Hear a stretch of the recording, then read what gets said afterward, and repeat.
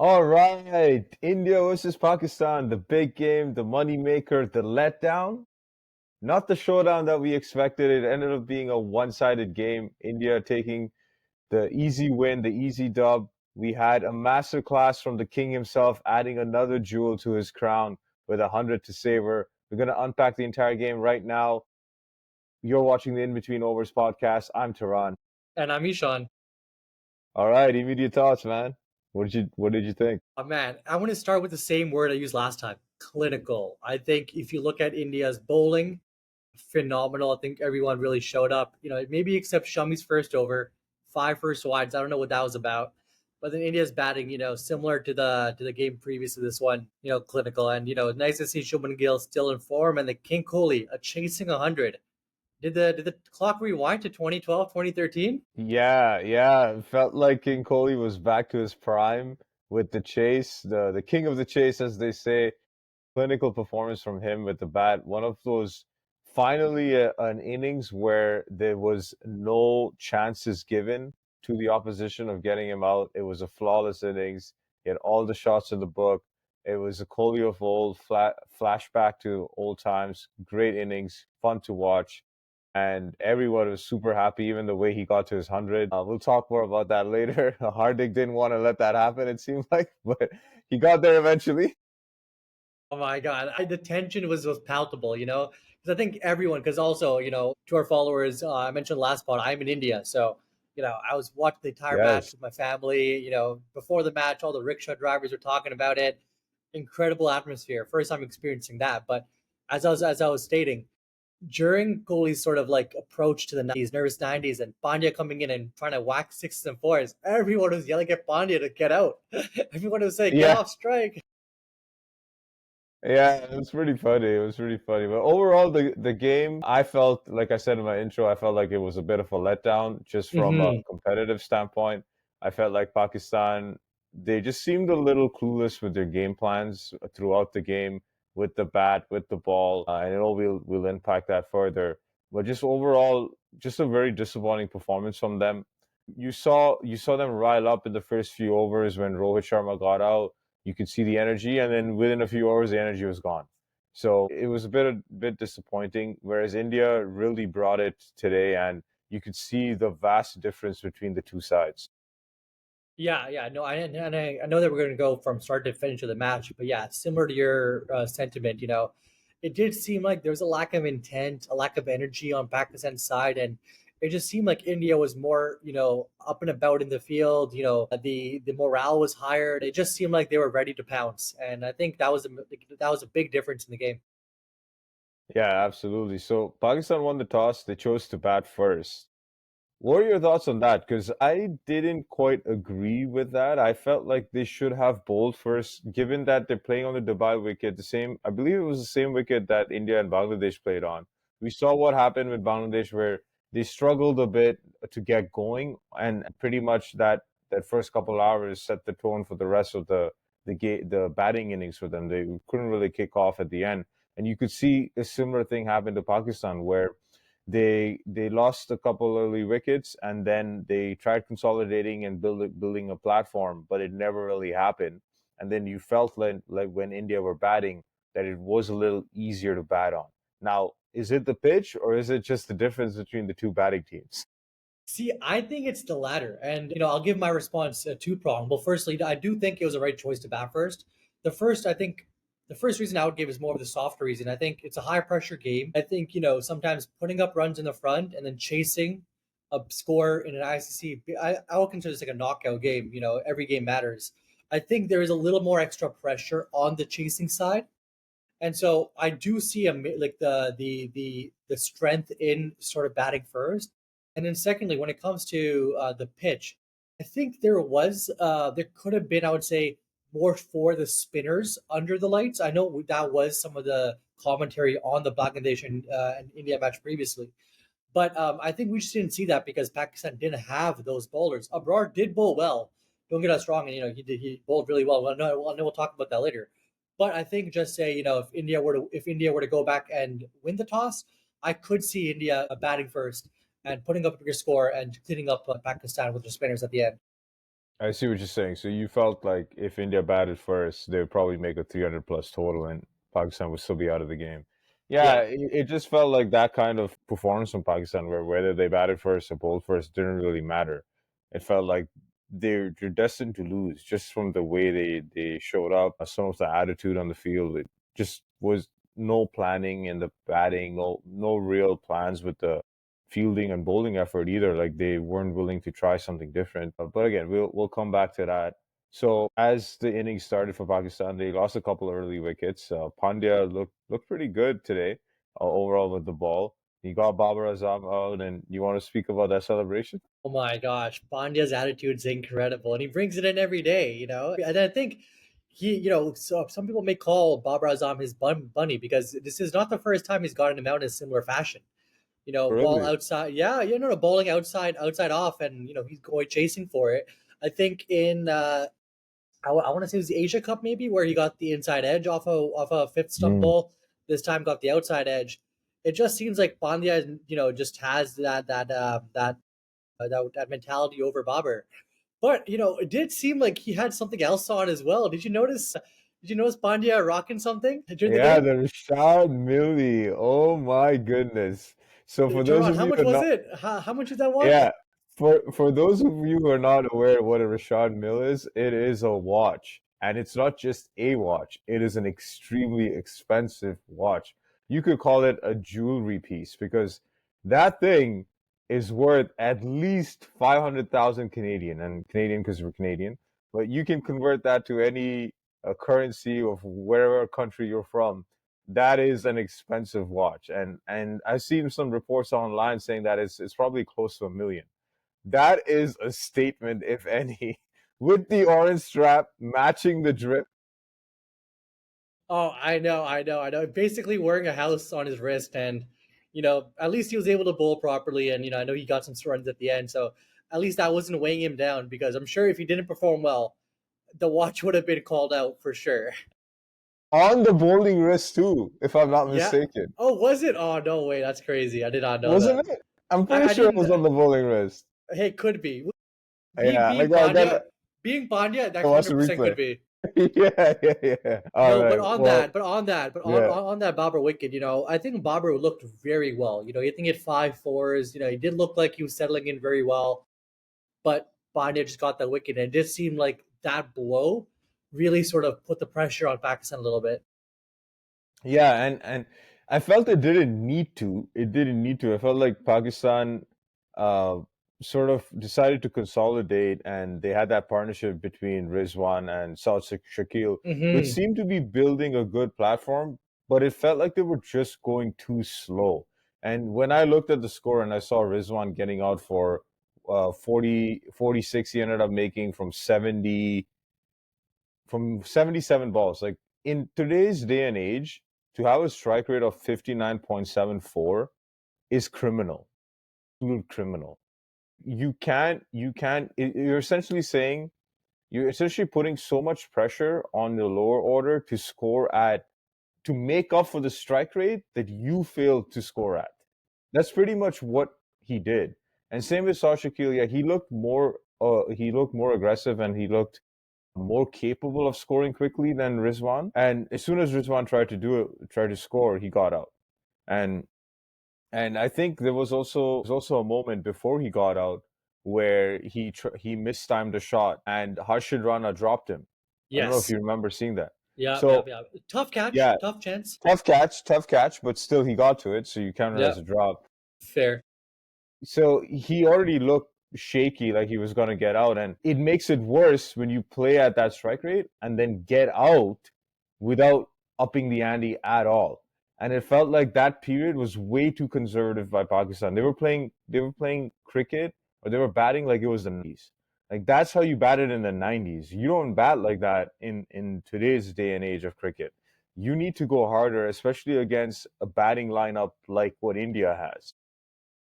Yeah. No, I completely agree, and I think some may call it tuk cricket, but very slow. And I know we were speaking off air about this, and I do want to hear your thoughts. A little bit more. It does seem like the anchor role is diminishing. It did seem like he was anchoring the innings, as they say, but if you're going to anchor the innings, I think now in this day and age, you need to be anchoring it at a run ball. And in addition to that, your partner has to really pick up the pace that you're slacking off on. So, is there merit? Is there a role now for an anchor player? I think so, but I think it's transformed now where you have to at least score a run a ball in order to be considered an anchor or hold an end down. And it did seem like initially Rizwan was doing that. I think he's playing pretty well. His first ball, he smacked it for four, Yeah. but it did, and it's from there I'm like, oh, there's the intent. But as he settled in, I was just waiting for him to sort of switch on his gears, but that just didn't seem to happen at the right time. Yeah, it was super strange because yeah, the first ball, like he smacked that ball, and you Yeah. would think like, oh, there's the momentum, there's the intent, and he's going to take that forward. But he sort of went back into his shell. Like you could say he started fifth gear and just dropped down to first gear, and he stayed in that first, second gear the entire time. And to your point about the anchor role, yeah, I think it's a dying role. In the sense that you can play the anchor role, but you need to have a higher strike rate. Otherwise, you're going to put too much pressure on the rest of the batters.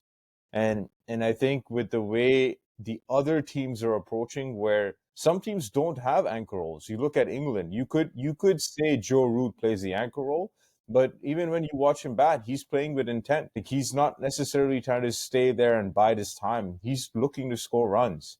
And I think that's what it is too. It's having the intent when you're playing that anchor role, is to have the intent to throw off the bowler's rhythm, try to score runs, try to maneuver the strike.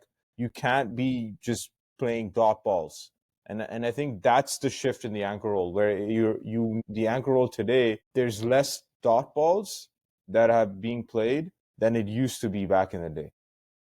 Yeah, no, exactly right. And as you mentioned earlier on in the pod, it does put a lot more pressure on the middle and lower order to really pick it up, right? And if you look after Rizwan, look at Saman Aliaga, Tahir, and the rest of the batsmen.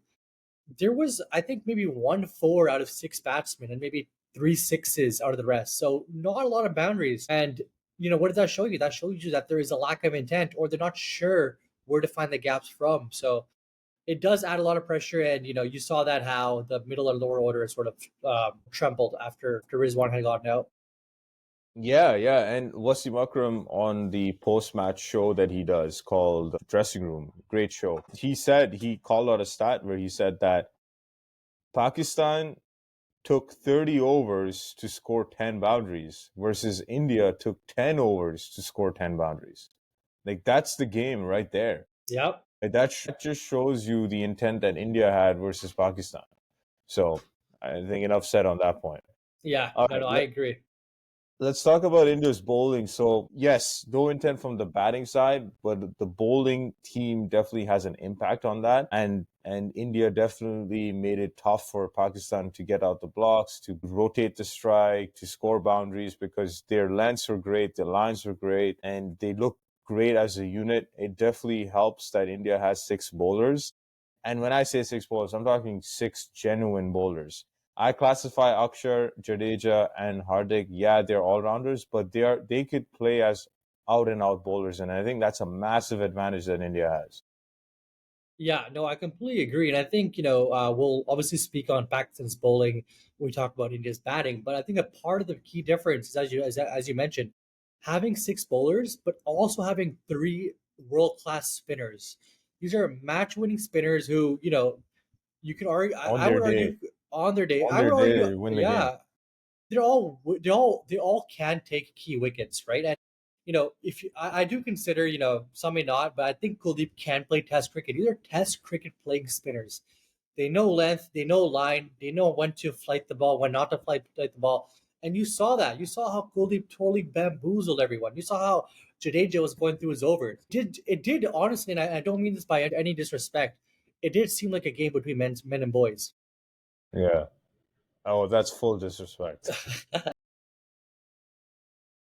That's full disrespect. Yeah, but it's true. It's true. They definitely feel like they're on the league on their own, and we can speak a little bit about the Pakistani spinners right now. Like when you look at what you said, the three world class spinners against Pakistan spinners, you have one spinner. Pakistan had three spinners, but out of those three, only one is a class spinner or a test bowler spinner versus the other two. Yeah, Salman Aga plays test cricket, but again, he's a batter first. He's a part-time bowler. He doesn't bowl the majority of the time in any format. Same with Kushtil Shah. He just seems like a wicket to wicket bowler. Like there's no danger in any of his balls. You're not thinking like he's gonna get anybody out, especially King Kohli.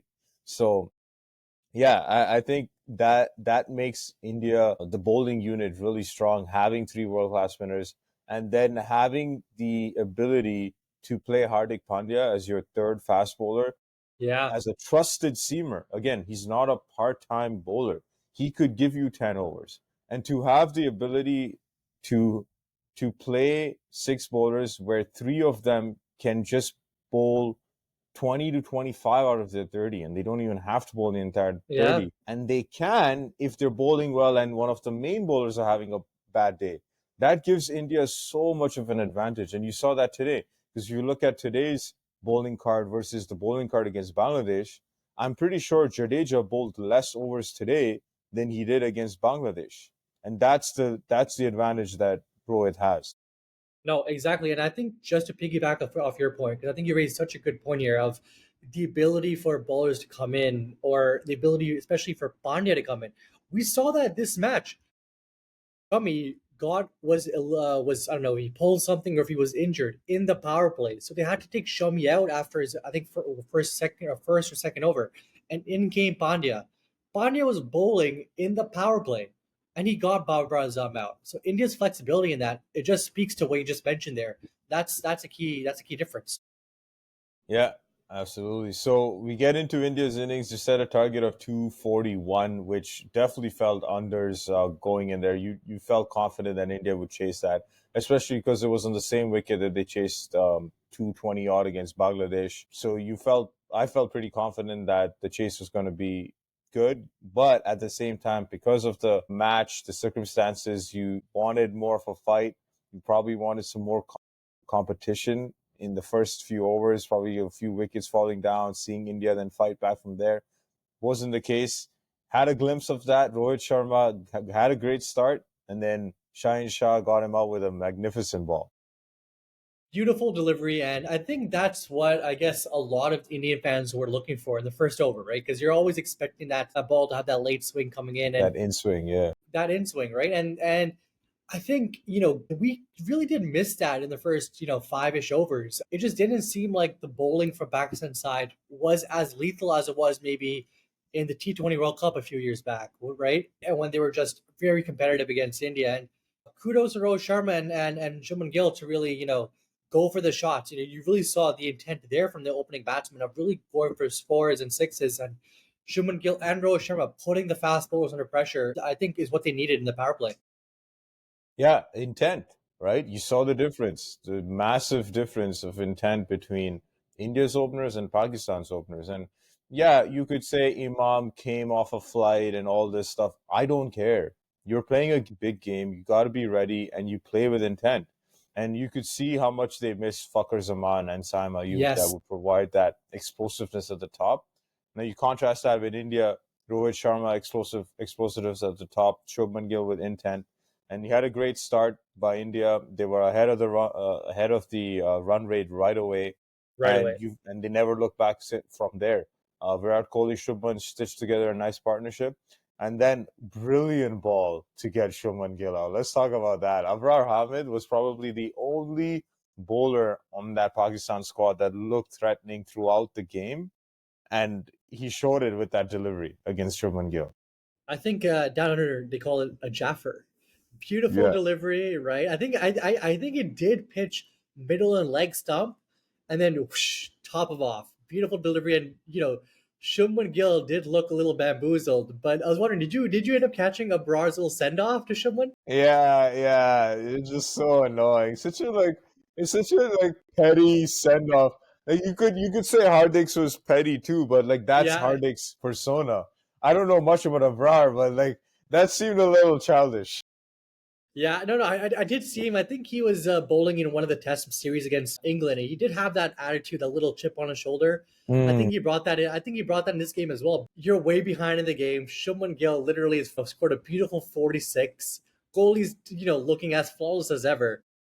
Do you really need to do a send off in that scenario? I don't know. Maybe he wanted to pick his team up, right? Maybe it was that sort of intent aggression that he wanted his team to bring back in. yeah. Didn't really happen. But as you were mentioning, great ball. And again, this goes to the fact that they had one full on spinner. Now imagine they had spinners from both ends. That could have Mm. really, added some pressure on India and maybe potentially made it a lot more difficult for India to chase. Yeah, yeah, exactly. You felt like if they had two out and out spinners putting pressure on both ends, it would have probably Yeah, squeezed India. And I heard Rizwan say in the press match conference, where or post match conference, where he was saying how they tried to squeeze them in the middle, but it didn't really happen. Well, how are you going to squeeze them with two part-time bowlers? Like it's not going to happen against such a strong batting line against legends. It's not going to happen. And that's exactly what happened when Shreyas and Kohli got together. That was again a great partnership. Pakistan doing Pakistan things where there was a couple of drop catches as well that yeah, didn't really yeah. help their cause. I think it was against Shreyas. It was against Both Shreyas, were yeah. Shreyas, I think. Yeah. Both were And Shreyas, yeah, yeah. and Shreyas ended up making a 56 again match winning innings in the sense that that partnership was essentially that nailed the game for India and there was no looking back from there. What are your thoughts on Shreyas's innings? No, again, Shreyas looking beautiful as ever. I think he's perfect in that slot in the ODI format, and he's known for playing spin, and he was playing spin incredibly well. I think he hit 102 meters 6 off of Saman Aliaga. Yeah. Beautiful, feet, running down the track, beautiful shot, and he was sweeping, reverse sweeping, and he looked great, right? And I think in even his wicket, it was a beautiful, tough catch by Iqbal. I'm not sure if you caught that, but it was a tough chance, and it did stun the crowd of how a beautiful catch Iqbal. Imam ul Haq? Oh, Yeah, that was yeah, a Imam screamer. yeah, screamer, and that's what I'm saying. You needed that sort of opportunity to be caught for Shreyas to Yeah, get out because Shreyas was looking yeah. incredible, and kudos to Imam Ulak for a great catch. But I think Shreyas had already done the damage in that partnership with Kohli. That's another example of Pakistan doing Pakistan things. Drop two sitters and take a blinder at a Yeah, moment when the game is pretty much done. no, I agree. I agree. All right, so it's time to talk about the man of the moment, the king himself, King Kohli, with 100, right, hitting the winning run, scoring the 100. What a feeling that must have been for him. Yeah, no, I incredible to watch. And hey, I'm just adding here. If you remember the last pod, you asked me what am I looking most forward to in this match, and I said it's Kohli against Pakistan because he always comes through, and even if his form is atrocious, he just finds a way to pick it back up in this match. And he does seem like the issue for Pakistan. They can't get him out. He just has that winning mentality over them, and we saw that in yesterday's match, hitting everything, beautiful classic cricketing shots, very less risk taking. Running between the wickets was incredible. It did look Kohli as he was in his prime. Now, what were your thoughts? Because it was incredible in my eyes. Oh yeah, that innings was innings for the ages. He just finds a way to bring his A game when he plays against Pakistan. I don't know if it's the camaraderie he has with the Pakistani team because I believe he gets along with some of them, Yeah, and I feel like some of them revere him too, which I don't know if is a good thing. That probably like helps him because now it's like you're sort of looking at him as a fan or an idol versus a competitor, right? So I don't know how much that plays into it, but somehow, some way, he always performs on the big stage against Pakistan, and he did it again. Did it yeah, again. All the shots came out. The aggression was there. The running between the wickets, man. He is supremely fit for 36-year-old. I feel, and this is why I feel he has the ability to probably cross Sachin's most runs in ODI. I think he will end up as the king of the game. I feel like he has the ability to play till probably 40 just from fitness alone. Batting is a completely different thing, but from a fitness standpoint, he looks like he has the ability to play for the next 4 or 5 years, at least the next World Cup. But his innings was great and it gave India the win that they needed. And what else can you say? Yeah, no, incredible innings, and he is what people call him the chase master, right? I think getting a century, chasing in an ICC game is incredible, but it did seem like his century, was potentially not going to happen at the end. What was that, Tehran? Yeah, I don't know what happened at the end where Hardik comes out to bat. First of all, Hardik doesn't come out at five too often. Comes out to bat at five, and he starts smacking it from ball one. It's like, do you not realize that Kohli's about to score 100? Like, what's going on? I wonder if he had his Rashad Mill on. Actually, I need to go back and run the tape and see if he had his Rashad Mill on because he came maybe, out with his maybe. Rashad Mill batting. That is insane. That is insane because the ball can easily hit it, and it's not like it's hitting a $50 watch. Like that is a house that it's hitting. But yeah, I didn't understand the tactics there. Maybe India just wanted to finish the game off quick and just showing probably the unison of, hey, we're a team. We don't play for individual performances. But in that moment, I was like, bruh, like sit down. Like just let I him know, score the I know, century. I know. Some of the some of the dialogue or in India post match, Yeah. and again, I'm sure this is said in jest and whatnot, but some of the dialogue is Got Kabir told Pandya to not let Kohli get a century. Oh my goodness. That's just yeah, that's just starting to stir shit up. When Yeah, yeah, yeah. you saw Gambhir and Kohli had a nice embrace at the end there. I don't think that happened. But I think it was just one of those where they Yeah, probably just want to completely deflate Pakistan and just like finish the game as quick as possible. You saw Shreyas talk about it at the end in the post match conference where he said that they probably could have finished the game faster. He was actually disappointed that they took that long. By the way, they left like 45 balls left, I think, still, which is yeah. almost more than 7 overs. But he felt like they could have won the game much earlier. Yeah, no, and it did, like, going back to Shreyas, it did seem like he was extremely disappointed when he got out, because I did feel that he wanted to end it off with Kohli, because they both look in great touch, and I think if they both were at the end, and similar to Kohli got a century, I just think it would have been a little more sweeter. But then again, the game was already won in my eyes when he had gotten out. The job was already done. So no, kudos to that partnership, and yeah, I think it was a great match for Team India. Yeah, so a great match for Team India. Not so good for cricket fans and for the whole India versus Pakistan vibe. But Yeah, I know. all in all, as an Indian fan, that's what we wanted. We're happy with it. So now we're looking at Pakistan potentially. Well, right now, watching the Bangladesh New Zealand game, it looks like New Zealand's gonna win this, although Bangladesh is trying to fight, and that would mean that Pakistan's gonna be out of the Champions Trophy that they're As hosting. hosts, at hosts. Yeah, yeah, yeah. In crazy. And I think a lot of the issues in the Pakistan cricket setup, I don't want to put too much blame on the players. I think the players are, as good as they are. I think it stems a little bit deeper, the management, the selection committee, because this sort of issue has been going on for years. And as cricket fans, we want to see the game grow. We want to see competitive games. It does seem like a lot of the grassroots cricket in Pakistan is getting really demoralized because of how the team is playing.